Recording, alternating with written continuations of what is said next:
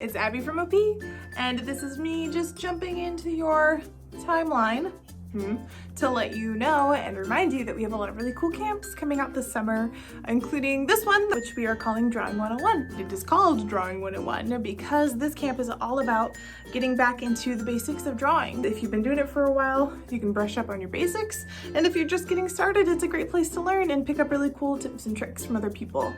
For example, one of the things we're going to be doing during camp is this really basic concept that's a really great way to practice drawing something if you're not really sure what to do, is just breaking something down into its basic shapes.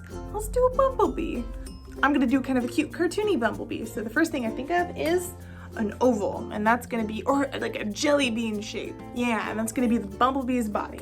We've got a nice jelly bean shape. Yes, next, of course, we're gonna throw in some rectangles, and those are gonna be the stripes. One rectangle, two rectangle, like a little triangle for the stinger, right? Some lines with little balls at the end for the antenna. One, two, adorable. And then the wings, which are gonna be kind of like long upside down teardrops.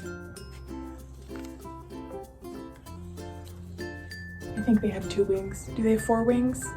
I don't really know. And then, you throw in a couple dots. You got the eyes, got the legs, 1, 2, 3, 4, 5, 6, and maybe a little smile because he's a happy bumblebee. And there you have it. Like I said, this is just a really quick way to kind of introduce the concept, but it's a really great way to get to know how to draw something. So I hope that was fun. I hope it was a cool thing for you to learn. And if you're interested, come join us for camp. You can find out information about camps and how to register on our website at opheliasplace.net. And of course, don't forget to like, subscribe, and follow us on YouTube, Facebook, Instagram, and Twitter for more awesome content. But I'm hoping we'll see you soon. Bye.